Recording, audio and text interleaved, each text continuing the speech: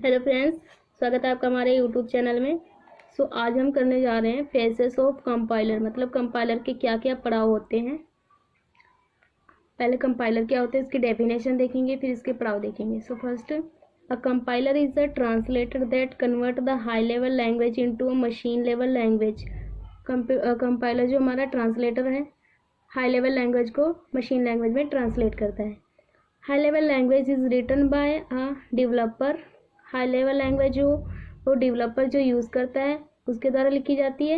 And machine, ये machine language है। Machine language can be understood by processor, मतलब जो हमारी हाई लेवल लैंग्वेज है वो डेवलपर समझ सकता है, एंड जो मशीन लेवल लैंग्वेज है वो हमारा सिस्टम समझता है। Compiler is used to show error to the programmer, मतलब कंपाइलर जो अब हम कोई प्रोग्राम बनाते हैं सी या C++ में, उसमें जो कंपाइलर है वो हमें एरर शो करते हैं। जब हम किसी प्रोग्राम को रन करते हैं इसमें एरर शो करता है। The main purpose of compiler is to change the code written in.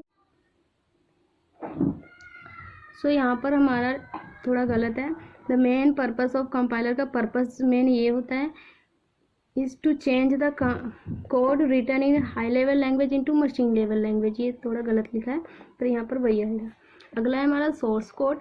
Source code को कंपाइलर मशीन कोड में कन्वर्ट करता है। फर्स्ट है हमारा फेसेस ऑफ कंपाइलर में फर्स्ट पॉइंट है हमारा लेक्सिकल एनालिसिस।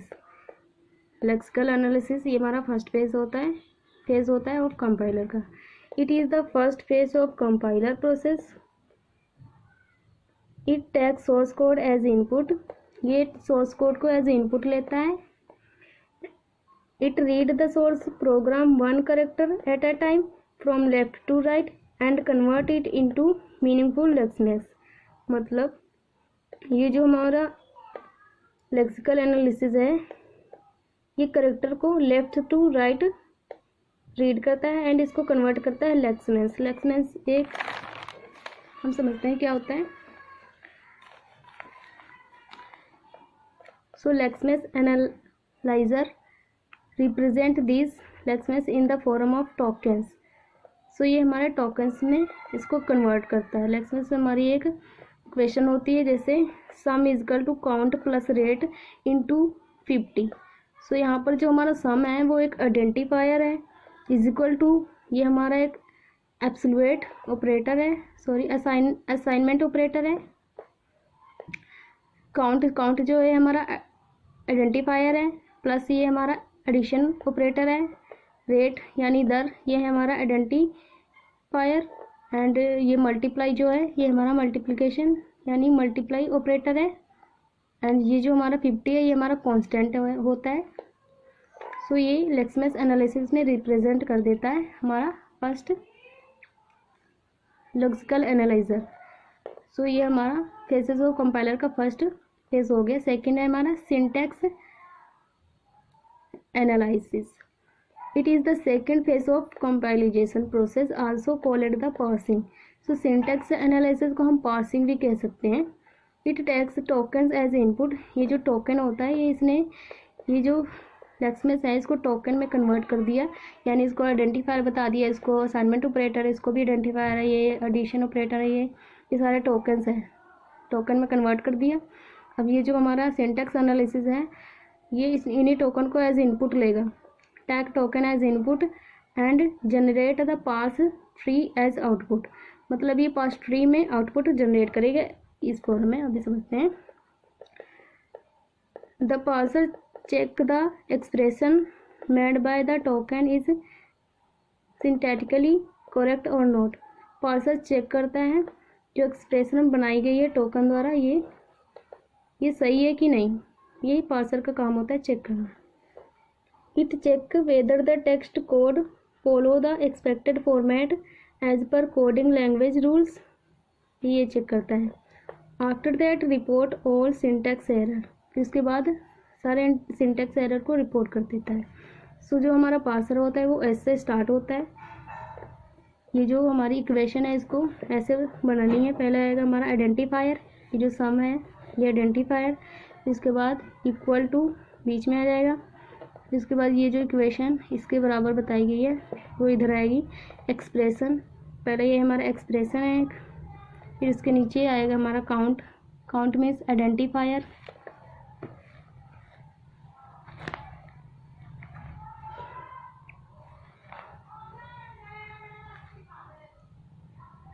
सो ये जो काउंट है ये हमारा आइडेंटिफायर है, प्लस ये हमारा एडिशन ऑपरेटर है, एंड फिर रेट। रेट ये भी हमारा आइडेंटिफायर है, फिर मल्टीप्लाई यहाँ पर आएगा इनटू कांस्टेंट। कांस्टेंट यहाँ आएगा। सो ये वाली पूरी इक्वेशन को यहाँ पर एक्सप्रेशन में लिखना है, एंड ये जो सम है इसको इस साइड लिखना है, लेफ्ट टू राइट इसमें लिखते हैं, एंड ट्री फॉर्म में भी इसको लिखते हैं। सो ये हमारा ट्री फॉर्म में हो गया। ये हमारा सेकंड फेज ऑफ कंपाइलेशन है। अगला देखते हैं। अगला है हमारा segment analysis. Segment analysis means it is the third phase of compilation process. ये थर्ड फेज है compilation process. It take the syntax tree. ये जो सिंटैक्स ट्री इधर बना है इसको लेता है एज इनपुट। ये इसको इनपुट जैसे लेता है, एंड वो जो पीछे वाला था वो टोकन्स को इनपुट लेता है। तो ये वाली आउटपुट इसकी इनपुट हुई। It check whether the parse tree follow the rule of coding language. ये चेक करता है जो पास ट्री ये जो हमने बनाया है ये कोडिंग लैंग्वेज का रूल फॉलो कर रहा है कि नहीं। Semantic analysis keep track of identifier, their type and expression। Means अगर यहाँ पर जो भी गलती हुई होगी सिगमेंटिक एनालिसिस उसको सही करेगा।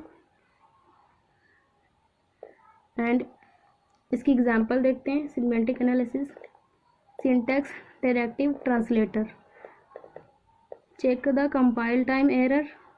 जब हम अपने प्रोग्राम को कंपाइल करते हैं उस टाइम के एरर को ये सिंटैक्स एनालिसिस चेक करता है। एक होती है रन टाइम एरर, एक होती है compile time. Run time error वो होती है जब हम किसी कांस्टेंट को 0 के साथ डिवाइड करते हैं तो वो हमारी रन टाइम एरर होती है। पर कंपाइल टाइम एरर जब हम इसको कंपाइल करते हैं उसी टाइम आती है, तो ये वो वाली एरर को चेक करता है। अगला है हमारा intermediate code generator. So intermediate code generator is between high level language and machine level language. Means ये high level language and machine level language के बीच वर्क करता है। It is also called a three address code. इसको हम three address code भी कह सकते हैं।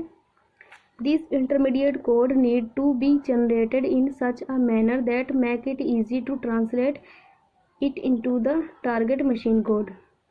मतलब ये जो हमारा इंटरमीडिएट कोड है ये इजी बनाता है। This make it easy to translate it into a target machine code. मतलब इसको मशीन कोड में कन्वर्ट करने के लिए इजी बनाता है। It generate the semantic representation of source program. Means ये सिमेंटिक रिप्रेजेंटेशन जनरेट करता है सोर्स प्रोग्राम के लिए। अगला है allow you to maintain precedence ordering of the source program. Precedence order होता है वो जो हमारा जैसे कि प्लस माइनस ये सारे ऑपरेटर हैं, फर्स्ट कौन सा आएगा सेकंड कौन सा आएगा, ये सब प्रेसिडेंस ऑर्डर्स मेंटेन करता है। And it hold the correct number of operand of the instruction. मतलब करेक्ट नंबर को होल्ड करके रखता है। एग्जाम्पल से समझते हैं।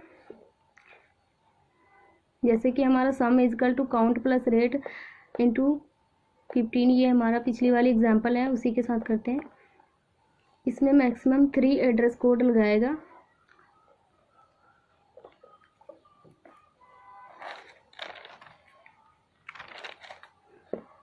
सो ये एक्सप्रेशन को एक्सप्रेस करने के लिए मैक्सिमम 3 एड्रेस कोड जनरेट करेगा इंटरमीडिएट कोड जनरेटर। सो इसको देखते हैं 3 एड्रेस कैसे लगेगा।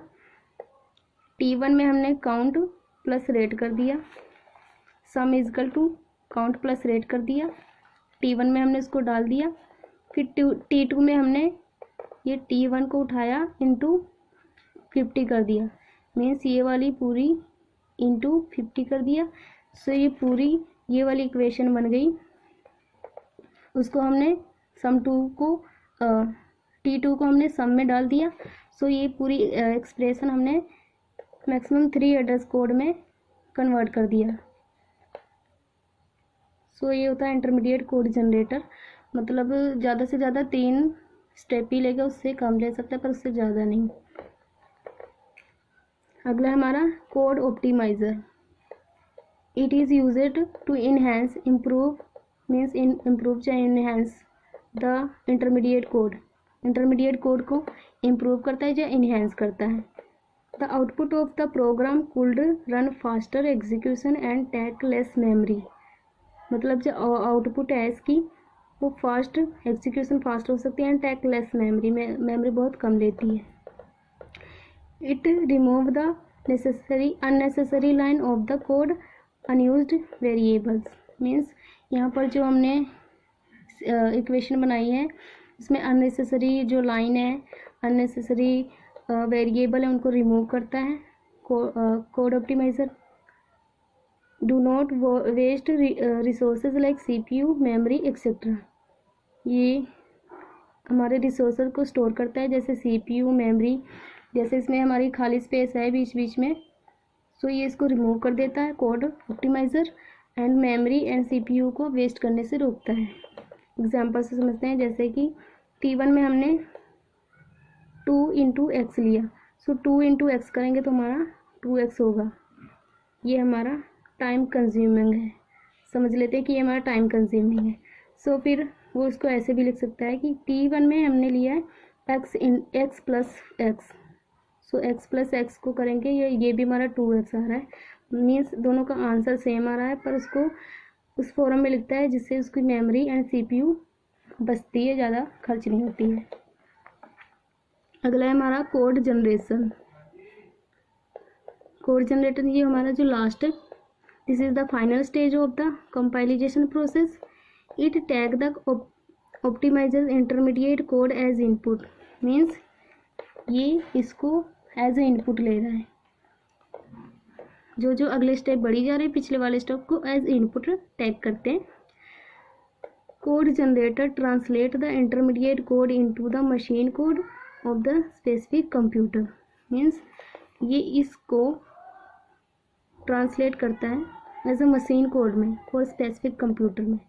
It select and allocate memory space and register to program contents, means ये सिलेक्ट करता है, एलोकेट करता है मेमोरी स्पेस इसके लिए एंड memory space and register to program content, या तो मेमोरी स्पेस या तो रजिस्टर स्पेस इसको इसके लिए एलोकेट करता है। फॉर एक एग्जांपल से समझते हैं, जैसे कि हमने ये एग्जांपल्स देखते हैं। लोड किया x, ये यहाँ पर हमारा x लोड हो गया इधर,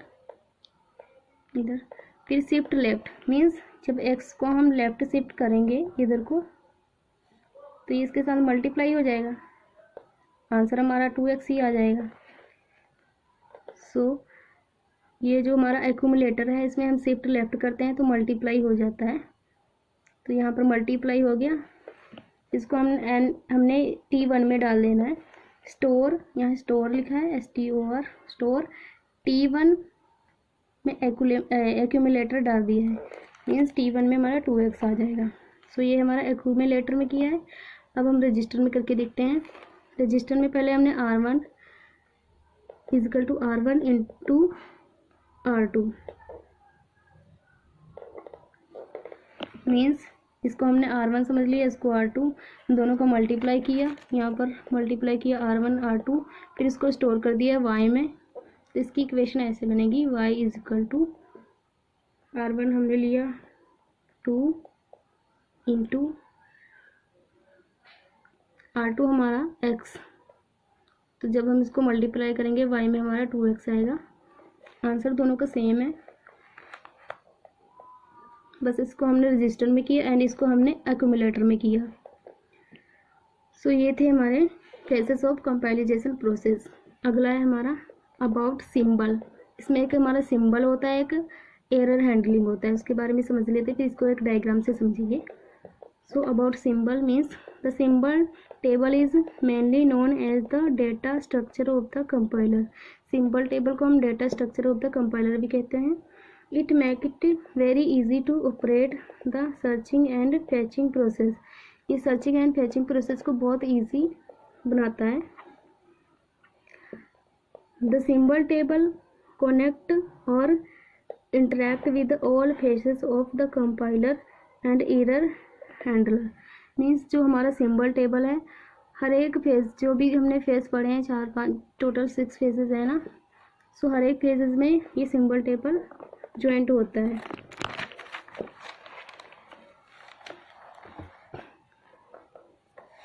for updates, error handle for update means ये एरर को हैंडल करता है फॉर अपडेट के लिए। It store the literal constant and string. Means symbol table हमारा लिटरल कांस्टेंट सभी को स्टोर करता है। It helps in storing the function name, function name को भी स्टोर करता है। It also prefer to store variable name and constant, means variable name and constant को स्टोर करके रखता है। It store label in source language, label को भी स्टोर करके रखता है। एग्जाम्पल से समझते हैं, जैसे c is equal to a plus B into 10 and ये हमारा कोमा। सो ये सब हमारा सिंबल टेबल में स्टोर रहते हैं। ये हमारा सेमी कॉलम है। सो ये एड्रेस हो गया हमारा 1 2 3।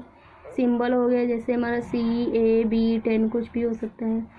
एट्रीब्यूट, ये हमारा आइडेंटिफायर है, ए भी हमारा आइडेंटिफायर है। उसकी मेमोरी स्पेस एलोकेट की गई, इसके लिए हमारी 1000। इस आइडेंटिफायर के लिए 1100। ये आइडेंटिफायर के लिए मेमोरी स्पेस है 1100 110 1110। एंड ये हमारा जो 10 है ये हमारा कांस्टेंट है, इसके लिए मेमोरी स्पेस है 1200। सो ये एग्जांपल है हमारी सिंबल टेबल की। अगला है इसके साथ एक error handle. So error handling में हम एरर्स को हैंडल करते हैं। In the compiler design process errors में occurs in all the following phases. Means error कहीं भी ऑकर्स हो सकते हैं, कोई भी फेसेस में, जो भी हमारे 6 फेस किए हैं उनमें से। लेक्सिकल एनालिसिस, ये हमारा फर्स्ट फेस है। रॉन्गली स्पेल्ड टोकन्स, अगर हम टोकन जो है आइडेंटिफायर कांस्टेंट इनको हम गलत तरीके से लिखेंगे, ये हमारा लेक्सिकल एनालिसिस में जाएगा। अगला है हमारा syntax analysis. Missing parenthesis operator या सेमीकोलन, ये सब हमारे मिसिंग सिंटैक्स एनालिसिस में जाएंगे, एनालाइजर। अगला है हमारा intermediate code generator. Means mismatch, इसमें कोई भी मिसमैच हो जाता है वो हमारे इंटरमीडिएट कोड जनरेटर में जाके स्टोर हो जाता है। Mismatched operands for an operator, किसी भी ऑपरेटर को जैसे प्लस माइनस जो भी उसको हमने गलत डाल दिया है तो वो हमारे इंटरमीडिएट कोड में फाइंड हो गया उसकी error. Code optimiser, when the statement is not reachable, जब भी हमारी स्टेटमेंट रीचेबल नहीं होगी वो हमारा कोड ऑप्टिमाइज़र में जाके स्टोर होगा।